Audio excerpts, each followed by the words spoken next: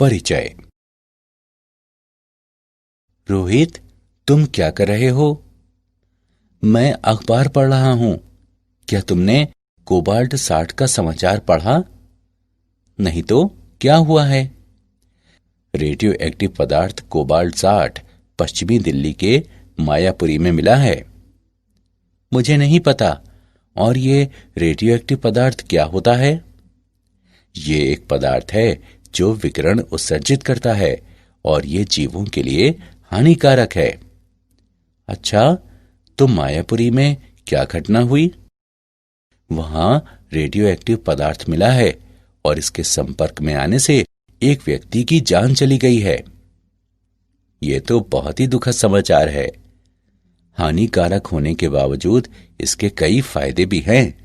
इनमें ऊर्जा का विशाल भंडार होता है। बच्चों, इस पाठ में आप नाभिकीय ऊर्जा उत्पत्ति के बारे में जानकारी हासिल करेंगे। उद्देश्य। इस पाठ के अंत में आप निम्न करने में सक्षम हो जाएंगे। परमाणु द्रव्यमान का वर्णन करना, नाभिक की संरचना की व्याख्या करना, नाभिक के साइज का वर्णन करना, आइंस्टीन के द्रव्यमान ऊर्जा संबंध का वर्णन करना, नाभिकीय बंधन ऊर्जा की व्याख्या करना, नाभिकीय बल की व्याख्या करना, अल्फा, बीटा और गामा क्षय की व्याख्या करना, रेडियोएक्टिव पदार्थ का अर्ध आयु जानना, विखंडन एवं संलयन की व्याख्या करना और नाभिकीय रिएक्टर का वर्णन करना। परमाणु द्रव्यमान और नाभिक की संरचना। कार्बन के एक मोल में अणुओं की संख्या 6.02 गुणा 10⁻23 होता है, जो एवोगाद्रो संख्या कहलाती है। कार्बन एक परमाणुक तत्व है, इसलिए इसमें कार्बन के 6.02 गुणा 10⁻23 परमाणु हैं। उनका द्रव्यमान 12 ग्राम है। यहां कार्बन के एक परमाणु का द्रव्यमान बराबर 12/6.02 गुणा 10⁻23 ग्राम बराबर 12/6.02 गुणा 10⁻26 किलोग्राम। यहां एक परमाणु द्रव्यमान इकाई AMU बराबर 1/12 गुणा 12/6.02 गुणा 10⁻26 किलोग्राम है, बराबर 1.6605 गुणा 10⁻⁻27 किलोग्राम है।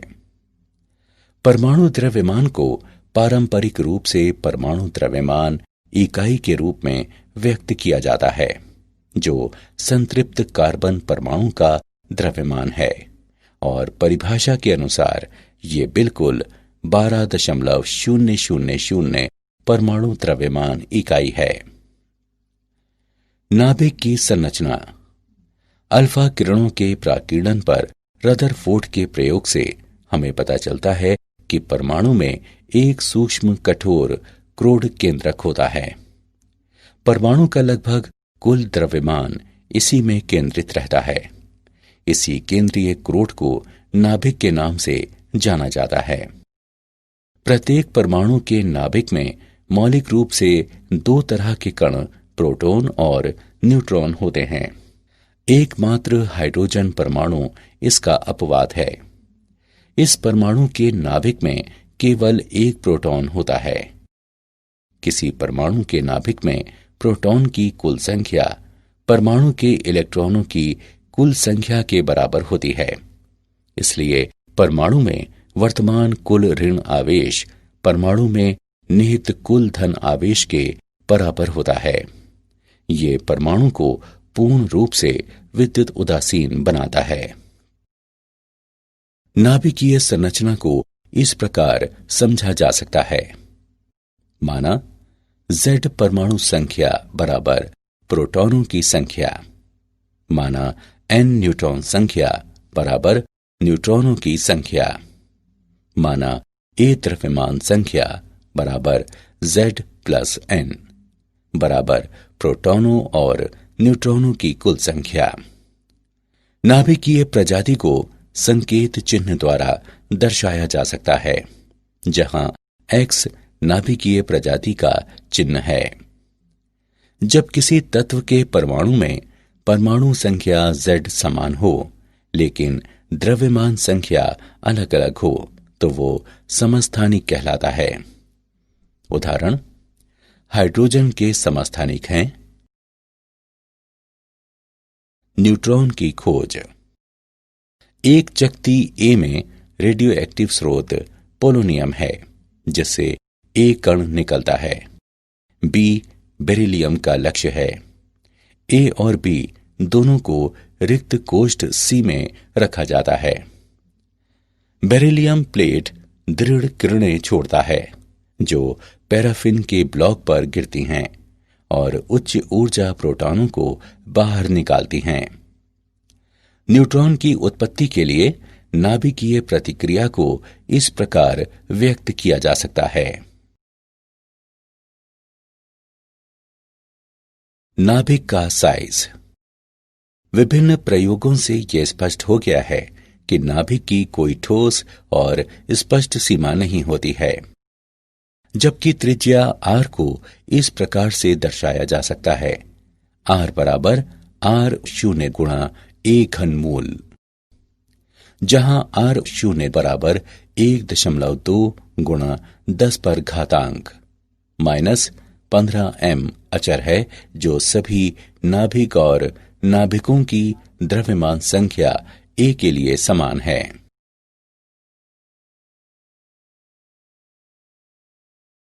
द्रव्यमान ऊर्जा।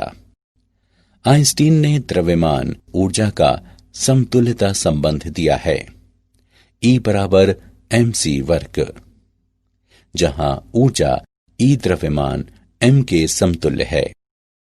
C निर्वात में प्रकाश का वेग, जो 3 गुणा 10 पर घातांक 8 मीटर प्रति सेकंड है।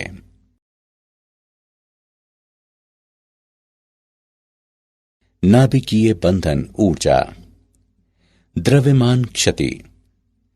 यह पाया गया है कि एक दृढ़ नाभिक का द्रव्यमान नाभिक के कुल द्रव्यमान, जो प्रोटॉन और न्यूट्रॉन है, उससे कम होता है।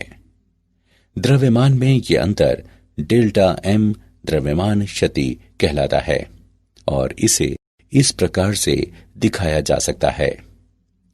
डेल्टा m बराबर ZMP plus A minus Z गुणा Mn माइनस M, जहां MP और Mn क्रमशः न्यूट्रॉन और प्रोटॉन के द्रव्यमान हैं। M नाभिक का वास्तविक द्रव्यमान है, A द्रव्यमान संख्या है, Z परमाणु संख्या है। ऊर्जा द्रव्यमान क्षति के समतुल्य है, अर्थात डेल्टा m गुणा वर्ग C नाभिक की बंधन ऊर्जा Eb है। ग्राफ से हम जानते हैं कि प्रति न्यूक्लियॉन बंधन ऊर्जा A के साथ बढ़ती है और इसके बाद महत्तम मान पाने के बाद धीरे धीरे घटने लगती है।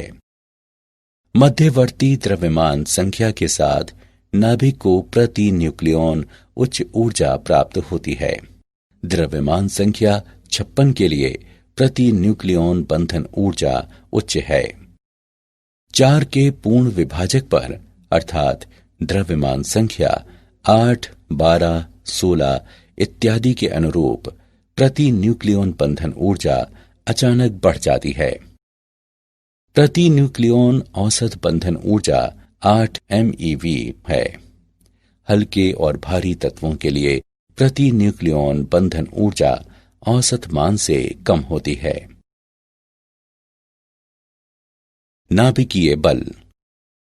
नाभिकीय बल न्यूक्लियॉनों को एक दूसरे से बांधता है और केंद्र को स्थायित्व प्रदान करने में महत्वपूर्ण भूमिका निभाता है। नाभिकीय बल के गुण। वे सामान्य तौर पर आकर्षित करते हैं। वे स्वतंत्र रूप से आवेशित होते हैं। वे बलों के लघु विस्तार सीमा में होता है। वे चक्रण पर आश्रित हैं। वे अकेंद्रीय बल हैं। नाभिकीय बल 3 मूलभूत बलों गुरुत्वाकर्षण बल, कूलॉम और नाभिकीय बल में सबसे अधिक शक्तिशाली होता है। Radio active. अस्थिर नाभिक अक्सर अल्फा, बीटा या गामा किरणों का उत्सर्जन कर दूसरे नाभिक में परिवर्तित हो जाते हैं। इस तरह से एक स्थिति से दूसरे में स्वतः परिवर्तन को रेडियो एक्टिव क्षय कहते हैं। 3 प्रकार के रेडियो एक्टिव क्षय होते हैं। 1 अल्फा क्षय, 2 बीटा क्षय और 3 गामा क्षय। रेडियो एक्टिव क्षयता का नियम। यदि n किसी विशेष प्रकार के रेडियो एक्टिव नाभिक की संख्या है और प्रति इकाई समय में क्षय के लिए लैम्डा संभावित स्थिरांक है कि क्षय अचर है, तो अति सूक्ष्म समय अंतराल dt में नाभिक की संख्या में परिवर्तन का इस प्रकार वर्णन किया जा सकता है। dn बराबर n t plus dt minus n t बराबर minus n t lambda dt। ऋणात्मक चिन्ह बताता है कि क्षय के परिणाम स्वरूप नाभिक में ह्रास हो रहा है। माना n0 t बराबर 0 पर नाभिक की प्रारंभिक संख्या है, तब nt अर्थात किसी समय t पर नाभिक की संख्या को इस प्रकार से लिखा जाएगा। nt बराबर n0 गुणा e पर घातांक माइनस लैम्डा t। माना r क्षय दर है, जिसका वर्णन इस प्रकार किया जा सकता है। r बराबर माइनस tn बटे dt। इसे समीकरण 1 से चिन्हित करें। समीकरण 1 का अवकलन करने पर हम पाते हैं कि r बराबर लैम्डा n0 e पर घातांक माइनस लैम्डा t। माना लैम्डा n0 बराबर r0। r बराबर r0 e पर घातांक माइनस लैम्डा t। यहाँ t बराबर 0 पर क्षय दर r0 है और किसी समय t पर क्षय दर r है। किसी रेडियोएक्टिव तत्व की विघटन दर इसकी रेडियो एक्टिविता अथवा सामान्य सक्रियता कहलाती है। इसे r द्वारा दर्शाया जाता है। सक्रियता को इस प्रकार से व्यक्त किया जा सकता है। r बराबर n लैम्डा। सक्रियता की SI मात्रक बेकेरल है। 1 बेकेरल बराबर 1 BQ बराबर 1 क्षय प्रति सेकेंड। रेडियो एक्टिविता। समय अंतराल t आधा के दौरान आधा नाभिक का जितना नमूना क्षय होता है उसे अर्ध आयु कहते हैं। t आधा बराबर समाकलन 2 बटे लैम्डा बराबर 0.693 बटे लैम्डा। किसी रेडियोएक्टिव पदार्थ की मध्य अथवा औसत आयु टाउ बराबर 1 बटे लैम्डा। उदाहरण: कार्बन का स्थायी समस्थानिक 12 और रेडियो समस्थानिक कार्बन 14 है, जिससे प्राप्त अनुपात 1/1.4 गुणा 10 पर घातांक -12 है। कार्बन 14 का अर्ध आयु 5730 वर्ष है। 1 ग्राम कार्बन नमूने की सक्रियता ज्ञात करें। एवोगाद्रो संख्या बराबर 6 गुणा 10 पर घातांक 23। हल: 1 ग्राम कार्बन के परमाणुओं की संख्या बराबर 6 गुणा 10 पर घातांक 23 बटे 12 बराबर 5 गुणा 10 पर घातांक 22। 1 ग्राम कार्बन 14 में कार्बन की संख्या 1.4 गुणा 10 पर घातांक -12 गुणा 5 गुणा 10 पर घातांक 22 बराबर 7 गुणा 10 पर घातांक 10। यहां नमूने की सक्रियता R बराबर लैम्डा n बराबर 0.693 बटे T आधा गुणा n बराबर 0.693 गुणा 7 गुणा 10 पर घातांक 10 बटे 5730 गुणे 365 गुणे 24 गुणे 3600 बराबर 0.26 प्रति सेकेंड प्रति ग्राम, यानी लगभग 16 प्रति मिनट प्रति ग्राम। अल्फा क्षय। अल्फा कण हीलियम परमाणु का नाभिक है, जिसकी परमाणु संख्या 2 और परमाणु द्रव्यमान 4 है।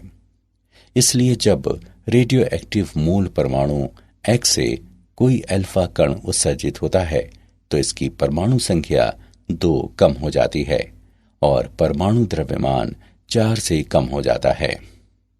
इसे इस प्रकार से दिखाया जा सकता है। इस प्रक्रिया से ऊर्जा क्यों निकलती है? आइंस्टीन के द्रव्यमान ऊर्जा संबंध से हम पाते हैं। इस समीकरण द्वारा इसे दर्शाया जा सकता है। Q बराबर mx minus my minus mhe समाकलन c वर्ग। ये ऊर्जा में विघटनज नाभिक और अल्फा कण की हिस्सेदारी है। उदाहरण निम्न है।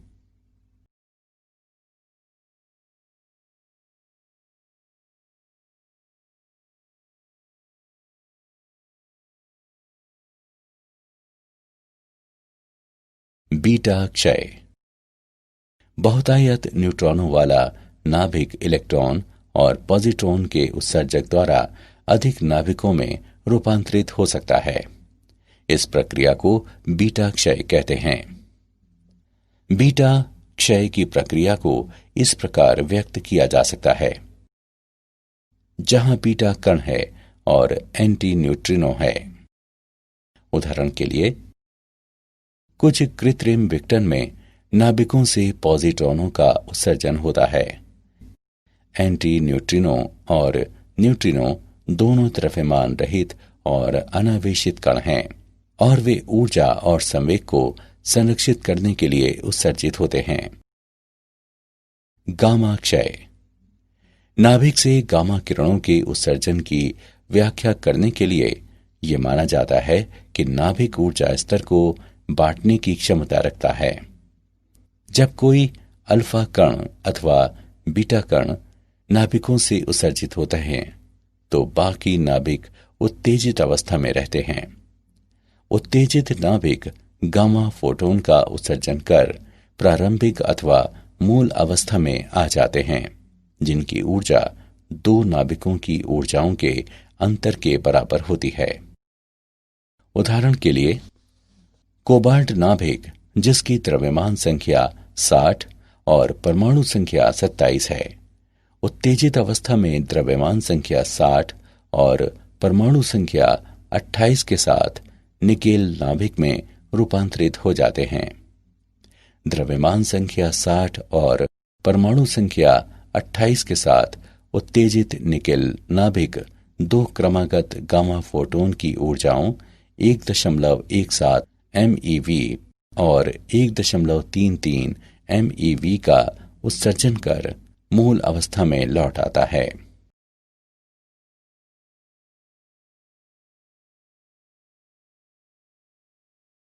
नाभिकीय ऊर्जा। परमाणुओं के नाभिक की संरचना में परिवर्तन हो सकता है। ऐसे परिवर्तनों को नाभिकीय प्रतिक्रिया कहते हैं। नाभिकीय प्रतिक्रिया में उत्पन्न होने वाली ऊर्जा को नाभिकीय ऊर्जा अथवा परमाणु ऊर्जा कहते हैं। विखंडन। भारी नाभिकों के दो हल्के नाभिकों में टूटने की प्रक्रिया को नाभिकीय विखंडन कहते हैं। जब एक सुस्त न्यूट्रॉन यूरेनियम 235 नाभिक पर प्रहार करता है तो वो नाभिक के द्वारा अवशोषित हो जाता है और एक अस्थायी समस्थानिक यूरेनियम 236 बनता है, जो तुरंत प्रचंड ऊर्जा के साथ 2 अथवा 3 न्यूट्रॉनों में उत्सर्जित होकर 2 क्षय उत्पादों में टूट जाता है। इस प्रतिक्रिया को इस प्रकार से समझा जा सकता है।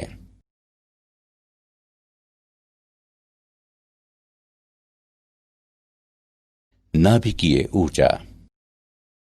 श्रृंखला प्रतिक्रिया एक प्रक्रिया है जिसमें विखंडन के बाद न्यूट्रॉन मुक्त होते हैं और इसके बाद के नाभिक में कम से कम एक और विखंडन होता है।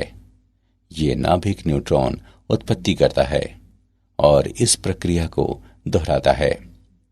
यह प्रक्रिया नियंत्रित अथवा अनियंत्रित हो सकती है। नियंत्रित श्रृंखला प्रतिक्रिया। यदि किसी श्रृंखला प्रतिक्रिया को कृत्रिम रूप से इस प्रकार व्यवस्थित किया जाए कि प्रत्येक विखंडन पर 2 अथवा 3 न्यूट्रॉनों की उत्पत्ति हो, तो औसत तौर पर केवल एक न्यूट्रॉन के कारण बाद का विखंडन और इस तरह से विखंडन अचर रहता है। ऐसी परिस्थितियों में श्रृंखला प्रतिक्रिया को नियंत्रित कहा जाता है। अनियंत्रित श्रृंखला प्रतिक्रिया। इस प्रक्रिया में प्रत्येक विखंडन में 2 अथवा 3 न्यूट्रॉनों की उत्पत्ति होती है। औसत तौर पर बाद के विखंडन के लिए एक से अधिक न्यूट्रॉन जिम्मेदार रहते हैं और इस तरह विखंडन प्रक्रिया पर कोई नियंत्रण नहीं रहता है। इस प्रकार ये बहुत तेज प्रतिक्रिया है और इसमें बड़ी मात्रा में ऊर्जा मुक्त होती है और प्रचंड विस्फोट का रूप ले लेती है।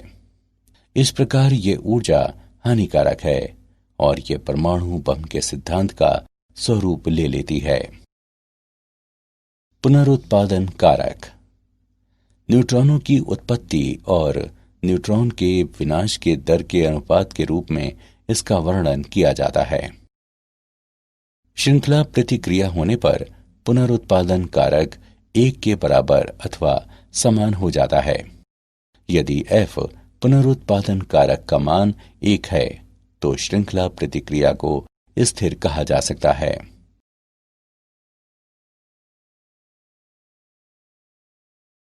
नाभिकीय रिएक्टर। नाभिकीय रिएक्टर एक महत्वपूर्ण यंत्र है जो नियंत्रित श्रृंखला प्रतिक्रिया पर आधारित है और विभिन्न उद्देश्यों के लिए उपयोगी नाभिकीय ऊर्जा का स्रोत है। भारी परमाणुओं से बने ईंधन जब टूटते हैं तो न्यूट्रॉन को अवशोषित कर लेते हैं और इसे रिएक्टर के पात्र यानी एक बड़ी टंकी में एक लघु न्यूट्रॉन स्रोत के अनुदिश जमा हो जाते हैं। न्यूट्रॉन श्रृंखला प्रतिक्रिया शुरू करते हैं जहां प्रत्येक परमाणु टूटकर ज्यादा संख्या में न्यूट्रॉन मुक्त करते हैं, जिससे दूसरे परमाणु भी टूटते हैं। जब जब परमाणु टूटता है तो बड़ी मात्रा में ऊर्जा मुक्त करता है और इससे ऊष्मा उत्पन्न होती है। शीतलक के माध्यम से ये ऊष्मा रिएक्टर में चली जाती है, जो सामान्य तौर पर साफ पानी होता है। शीतलक गर्म हो जाता है और ये जनरेटर को घुमाने अथवा शाफ्ट को चलाने के लिए टरबाइन में जाता है। इस तरह से रिएक्टर मौलिक रूप से असाधारण ऊष्मा के स्रोत हैं। प्लूटोनियम का उत्पादन।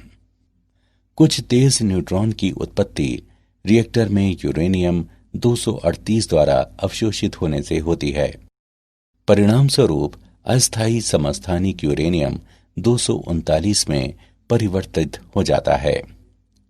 यूरेनियम 239 बीटा कण उत्सर्जित कर इसे नेपच्यूनियम 239 में परिवर्तित कर देता है, अर्थात नेपट्यूनियम भी बीटा कण उत्सर्जित करता है और स्वाभाविक रूप से प्लूटोनियम 239 में परिवर्तित कर देता है। नाभिकीय संलयन, तारों में ऊर्जा जनन। 2 और उससे अधिक हल्के नाभिकों के संयोजन से भारी नाभिकों के बनने की घटना, जिसमें भारी मात्रा में ऊर्जा मुक्त होती है, उसे नाभिकीय संलयन कहते हैं। अब हम ट्रिटियम को बनाने में दो ड्यूट्रॉन के बारे में विचार करते हैं। ट्रिटियम को इस प्रकार बनाया जा सकता है कि तीसरे ड्यूट्रॉन को मिलाकर अल्फा कण बनाया जा सकता है। अंतिम परिणाम निम्न है। ज्यादातर मुक्त ऊर्जा प्रोटॉनों और न्यूट्रॉनों की गतिज ऊर्जा के रूप में प्राप्त होते हैं। नियंत्रित ताप नाभिकीय संलयन। उच्च तापमान पर परमाणु के नाभिकों में संयोजन कराने से भारी नाभिक की उत्पत्ति होती है और एक साथ भारी मात्रा में ऊर्जा मुक्त होती है। ताप नाभिकीय संलयन सूर्य के क्रोड में ऊर्जा का स्रोत है। क्या आप जानते हैं, अनिल काकोडकर एक प्रख्यात भारतीय परमाणु वैज्ञानिक थे। उन्होंने कहा कि नाभिकीय शक्ति वास्तव में हवाई यात्रा जितनी सुरक्षित है, भले ही लोग इसे खतरनाक मानते हैं। काकोडकर ने यह भी कहा कि कैटास्ट्रॉफी सिंड्रोम, ये शब्द जो परमाणु संयंत्र से जुड़ा है, खासकर उन जन समूहों और सामाजिक कार्यकर्ताओं के लिए आवश्यक है जो भारत में परमाणु शक्ति का विरोध कर रहे हैं। सारांश। आइए हमने जो कुछ सीखा है उसे संक्षेप में दोहराएं। परमाणु द्रव्यमान को पारंपरिक परमाणु द्रव्यमान इकाई में व्यक्त किया गया है।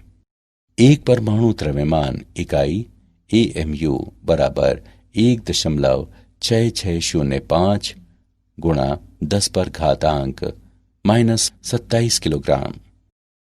प्रत्येक परमाणु के नाभिक में मौलिक रूप से दो तरह के कण, प्रोटॉन और न्यूट्रॉन होते हैं।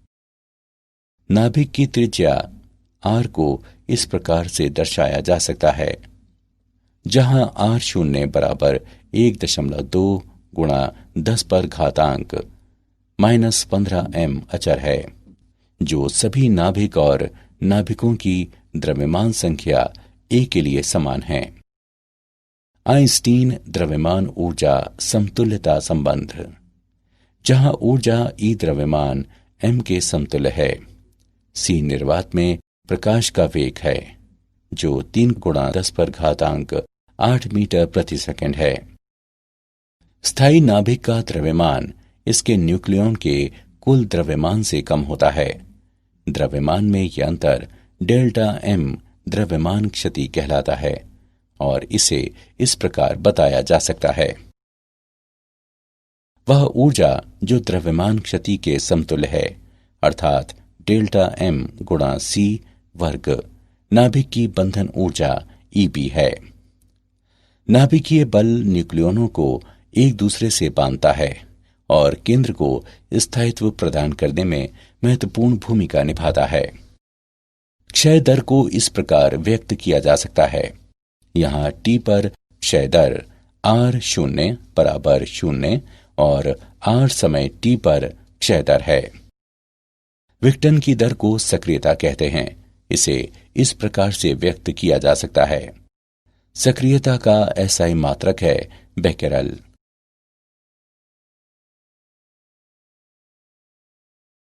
समय अंतराल T आधे के दौरान आधे नाभिक का जितना नमूना क्षय होता है उसे अर्ध आयु कहते हैं। रेडियोएक्टिव पदार्थ का माध्य और औसत जीवन टाउ बराबर 1/λ होता है। भारी नाभिकों के दो हल्के नाभिकों में टूटने की प्रक्रिया को नाभिकीय विखंडन कहते हैं। दो अथवा दो से अधिक हल्के नाभिकों के संयोजन से भारी नाभिक की उत्पत्ति की घटना को संलयन कहते हैं, जिसमें भारी मात्रा में ऊर्जा निकलती है।